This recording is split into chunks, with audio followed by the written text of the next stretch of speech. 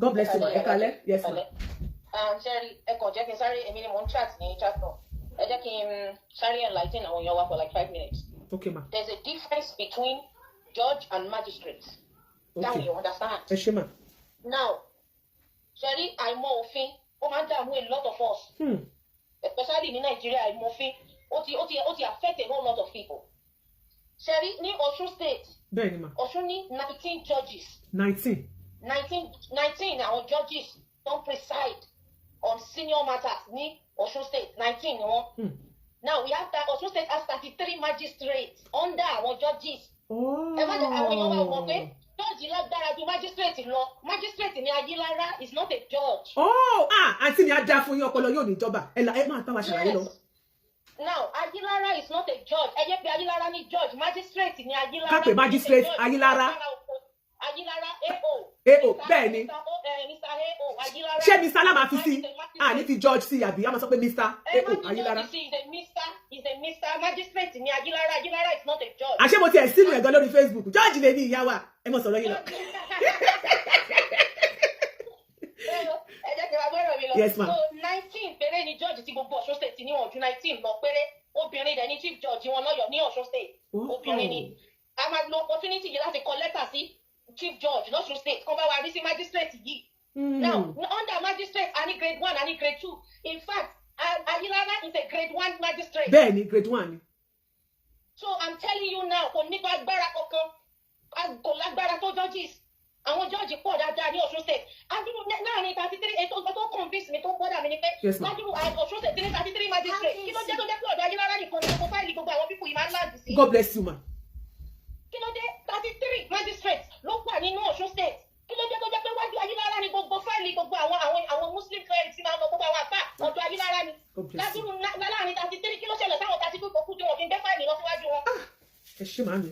Now so I need the cabin chief judge Ọ̀ṣun state kó bá wa dá sí ọ̀rọ̀ Mr. Ayilara yìí.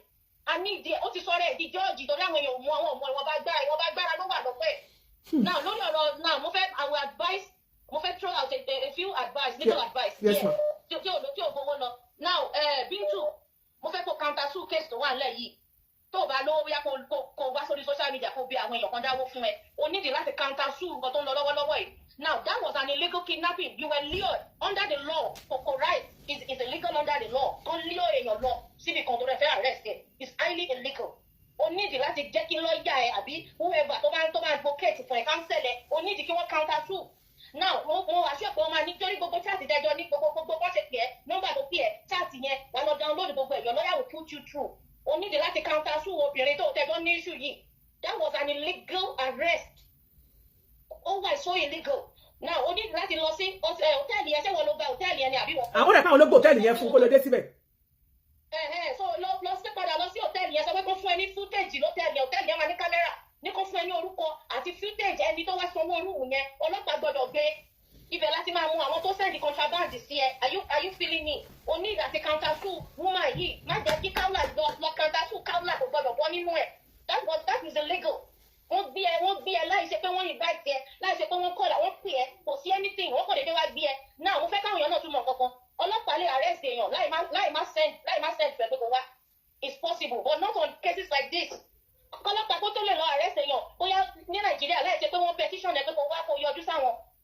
The only time tó lè ṣe bóyá lọ pẹ̀lú pé ìpànìyàn ìfẹ́ mi mo pèsè mo ń tẹ́. Bẹ́ẹ̀ni ó ti dá bẹ́ẹ̀ ṣe sọ́yẹ̀ náà dá ẹ̀sùn ìpànìyàn. Bóyá wọ́n fi ẹ̀sùn ìpànìyàn kàn ẹ́ àbí ẹ̀sùn olè jíjà àbí ẹ̀sùn ìpànìyàn lára ní àwọn kan tó sọ tó le bẹ́ẹ̀ yẹn wọ́n lè fi lọ under those circumstances ni wọ́n lè fi lọ arrest èèyàn láì ṣe pé wọ́n sọ fún pé kó wá láì ṣe pé wọ́n invite ẹ̀. Now ẹ̀sùn tó fi kàn ẹ́ yìí kò fall under that category so ó wà illegal pé wọ́n ò pè é pé kó wá.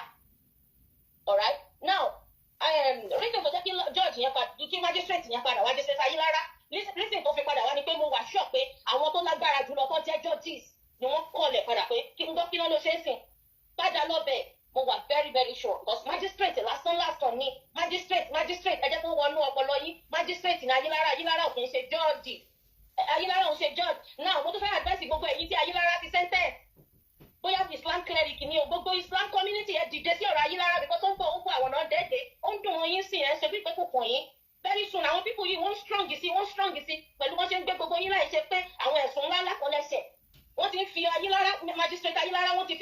ti fi ní ẹ̀yin Islam clerics wọ́n ti fi ní lára so gbogbo yín ni kẹ́ dìde kẹ́ pawọ́ pọ̀ ẹ competition lọ sọ́dọ̀ Chief Judge Ọ̀ṣun State Òjó ni Chief Judge Ọ̀ṣun State Justice Òjó obìnrin ni ẹ kọ lẹ́tà lọ ẹ competition lọ bá Chief Judge Ọ̀ṣun State Chief Judge Ọ̀ṣun State ẹ send the letter ẹ send the thing ipe kan bá yín look into Magistrate Ayilara Magistrate Ayilara kan bá yín dá sí wọ́n bá yín wò gbogbo yín and another thing man ó ní àwa Nigerians la ó máa ń ní wá lára àmọ́ ọkọ̀ tó ń pè ní appellate court appeal court tó bá ti dájọ́ fún ẹbí kan báyìí ó ti gbà nìyẹn gbogbo ẹ̀yin tí wọ́n ti dájọ́ fún tí Ayilara ti dájọ́ fún ẹgbẹ́ ẹjọ́ yín lọ sí appeal court ẹ lọ appeal ẹjọ́ kò tẹ́mi lọ́rùn náà ń pè léyìnbó ní Yorùbá ẹ lọ pé ẹjọ́ kò tẹ́mi lọ́rùn tó bá ti gbẹ́jọ́ kò tẹ́mi lọ́rùn àwọn jọ́ọ̀jì míì náà máa wo nǹkan tó ṣẹlẹ̀ yẹn wọ́n máa padà fún ọkọ̀ nǹkan tó ṣẹlẹ̀ ẹ lọ sí appeal mo fi Ọlọ́run bàbá ẹ̀yìn appeal náà ń pè appellate court ẹ lọ sí appeal court kẹ lọ appeal gbogbo ẹjọ́ tí magistrate ìkà yìí magistrate tó fi ń bàtà àwọn èèyàn jẹ́ gbogbo ẹjọ́ tó ti dá magistrate tó dájọ́ lóru court closes at 5 magistrate ń wá dẹ̀ tí wọ́n á ní àwọn èèyàn míì wá 6 7 8 wọ́n ló ṣe ń dájọ́ fáwọn èèyàn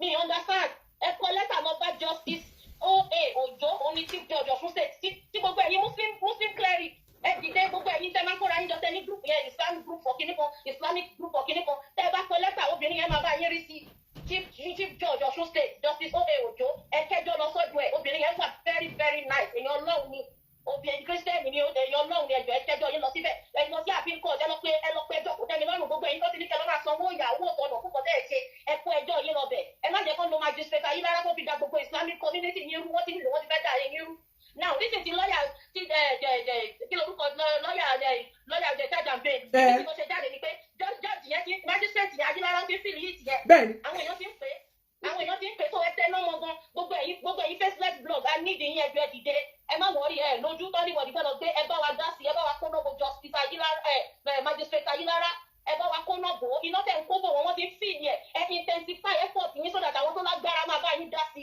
magistrate yìí ti fẹ́ bá àárín ẹ̀yin gun Islamic cleric jẹ́ tó bá yá ilé ìjáde sọ nǹkan kan mọ́ ẹ ti ń ṣọ́ ẹnu yín ẹ̀rù ti ń bà yín wọ́n ti kọ́kọ́ lè fẹ́ kó ṣẹlẹ̀ sí yín nìyẹn bọ́kọ́ ẹ fẹ́ dá ẹ̀rù lẹ̀ ó fẹ́ sọ ọ́ ẹ̀jẹ̀rù jẹ̀jẹ̀ láàrin ẹ̀yin Islamic cleric ẹ ti dé this is not the time láti máa sọ pé mo láìkì ọ̀kan lọ́mọ mi láìkì bí tù àtẹ́lẹ́ ìkọ́ lẹ́yìn tó ń ṣe ń gbé gbogbo ẹjọ́ mi lọ sọ́dọ̀ èèyàn kan ṣoṣo láàrin èèyàn 33 ó ti tó kẹ́ dìde sí ẹ dìde ẹ lọ kọ lẹ́tà lọ bá Justice O.A. Òjó obìnrin ni oní Chief Judge Ọ̀ṣun State ẹ kọ lẹ́tà kẹ lọ bá gbogbo èyí tí Justice Ayilara gbogbo èyí tí lọ́yà charge and bail yìí gbogbo èyí tí lọ́yà yìí tó ti kó yín lọ síwájú Ayilara ẹ lọ sí appellate court ẹ lọ pé ẹjọ́ kò tẹ́mi lọ́rùn fún gbogbo cases yẹn pátápátá gbogbo owó tó ti gbà lọ́wọ́ yín náà máa dá padà gbogbo èyí tó ti dé ẹ lọ́ máa sọ 2 million 5 million ẹ kó ẹjọ́ yín lọ sí appeal court kẹ lọ gbé ẹjọ́ yìí síbẹ̀ pé Ayilara tí appeal court bọ́ bá rí pé èèyàn bíi 5 ti gbẹ́jọ́ Ayilara ìwà táwọn láti ẹjọ́ tó dá fún wọn máa rí sí court fún wọn ẹ̀yẹn wọ́n máa tọwọ́ bọ court fún wọn ẹ̀yẹn tó bá rí pé ọ̀pọ̀lọpọ̀ èèyàn ló máa ń padà wá wọ́n máa wá appeal ẹjọ́ tó bá ti dá wọ́n máa rí sí ẹ dìde sí gbogbo gómìnà tẹ́ ẹ pé yẹn wọ́n lè má tètè gbọ́ bọ̀dé ẹ bá lọ sọ́dọ̀ Chief Judge Ọ̀ṣun State abẹ́ẹ̀ ni Ayilara wà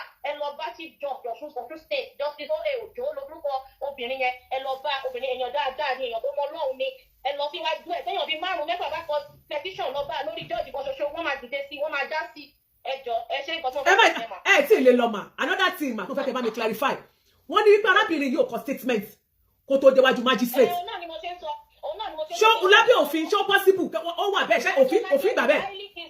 it's highly wrong mo ti sọ fún yín fẹ́lẹ̀ pé ó wrong in fact arrest yẹn wrong wọ́n lé ọ̀rẹ́ lọ síbẹ̀ yẹn ni which is against the law ó wà against the constitution of Nigeria ó wà against ẹ̀ pé kẹ́ lé èèyàn lọ síbi kan tó fẹ́ arrest ẹ̀ láì kí n ṣe pé ẹ̀sùn tó ṣẹ̀ ó gbẹ̀mí èèyàn lọ àbí ó ṣẹ̀ against the government. ó tún wá débẹ̀ wọn ò jó kọ statement kò kọ́ tán. ọwọ́ ti kan wọ́n but àsìkò tí gbogbo ẹ̀yin Islamic cleric gbogbo ẹ̀yin àfáà àsìkò tí gbogbo yín máa pawọ́ pọ̀ lélẹ́yìí mo gbọ́ tí ọ̀kan lọ́mọ dárúkọ àwọn àfáà ńláńlá kọ̀ọ̀kan tó ti gbé lọ síwájú ọkùnrin yìí kí ló dé tẹ́ ìmọ̀ nǹkan tó ń pè láfihàn mọ òfin Nàìjíríà gbogbo yín mọ̀ pé lágbára lọ́wọ́ agbára wà lọ́wọ́ yín májísírèètì lásán la yín lára kí ló dé tí gbogbo yín ríran rí pé májísírèètì lásán ni kò kí ń ṣe job mọ̀ yàtọ̀ nu judge àti májísírèètì lágbára ju judge lágbára ju májísírèètì lọ ọmọ kékeré láti dájọ́ àwọn iṣẹ́ kéékèèké district region area unit òun làwọn májísírèètì máa ń dá sí àwọn ẹjọ́ kéékèèké ẹjọ́ lùmí kí n lù ẹ́ ẹjọ́ gọ́tà dọ̀tí.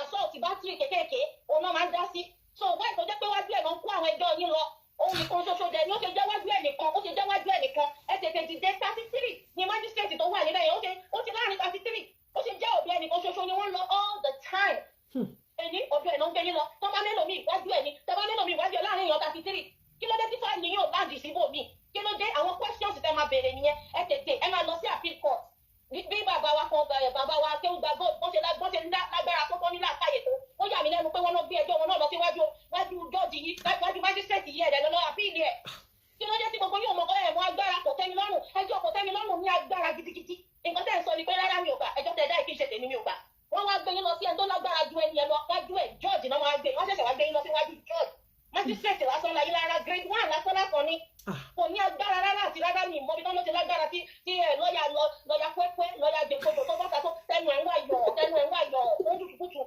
Jajambe. àwọn lọ́yẹ̀ ẹlẹ́bi Jajambe. mo tún rántí nǹkan kan mo fẹ́ kẹ́ lọ pọ́ọ̀tì ibi tí lọ́ọ̀yà ẹni sọ pé pọ́ọ̀tù àwọn that's a serious comment not to make under the law because the court of law belongs to the people it is for the people and by the people so ẹni agbára gidi àwọn èèyàn wọn agbára wọn àwọn Nàìjíríà tó mọ òfin táwọn wọn ní lọ́wọ́ agbára wà lọ́wọ́ gbogbo yín náà agbára wà lọ́wọ́ yín kí ló dé ẹ̀kọ́ lẹ́tà lọ àpíìlì kẹ́ lọ fẹ́ gbé ẹjọ́ yín lọ sọ́dọ̀ àpíìlì. ó mà ló fẹ́ arrest mi ó mà ló ń retí mi ó ní kó fòdì information mi pé òun máa ń fẹ́ gbé mi.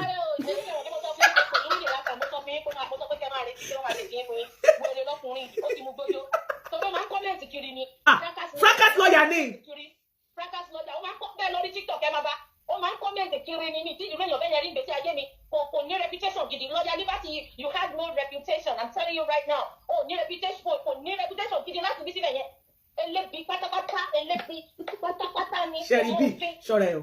ọmọ òfin so ẹ jọ̀ọ́ torí Ọlọ́run ẹ lọ kọ́ọ̀tì ibi tí lọ́ọ̀yà Liberty ti sọ pé kóòtù àwọn nǹkan tẹ́ fi máa lọ sáfìlì nìyẹn pé ẹ wo nǹkan tí lọ́ọ̀yà wọn sọ pé àwọn làwọn ní kóòtù yẹn so mi ò fẹ́ mo fẹ́ tún ẹjọ́ ìdá a fẹ́ tún ẹjọ́ ìbẹ̀rẹ̀ gbogbo ẹ̀yin tó tán ti dájọ́ fún bẹ́ẹ̀ gbogbo yín ẹ dìde ẹ pawọ́pọ̀ ẹ dìde wọ́n ti ń gbé yín lẹ́yọ̀ kọ̀ọ̀kan wọ́n ti ń gbé yín lọ wájú ẹ̀ wọ́n ti ń gbé wọn lọ wọ́n ti ń gbé wọn lọ lẹ́yọ̀ kọ̀ọ̀kan gbogbo yín sì ẹ̀ ṣe ẹ̀ sọ. kọ̀kọ̀ mi àwọn òkú ṣe mùsùlùmí ẹ má ṣe kọ̀kọ̀ mi ẹ lẹ́ni tó kàn láàrin ẹ jẹ́ tètè dìde. èmi kan ṣe mùsùlùmí èmi tí mo sọ̀rọ̀ Christian ni mi àbí mi sínú Christian ni mi and I'm still a bona fide celestial gan ni mi mo ṣe sọ̀rọ̀ hallelujah o.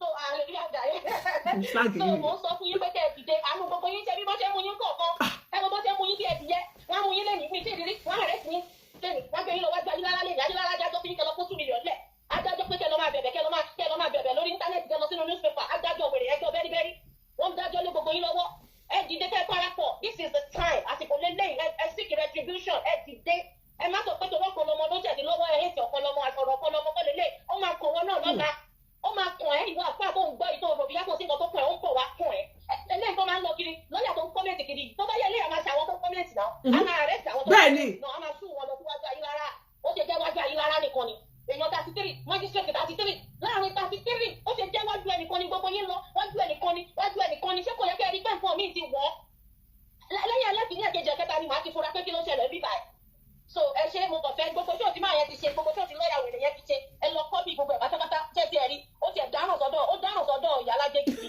ó sọ àwọn ọ̀rọ̀ tí ẹ kó sọ. God bless you ọ̀rọ̀ bí mi ìmọ̀ fínì ọ̀rọ̀ burúkú. tó bá ti sún yẹn kàńtà sún. lẹ́sẹ̀kẹsẹ̀. lẹ́sẹ̀kẹsẹ̀.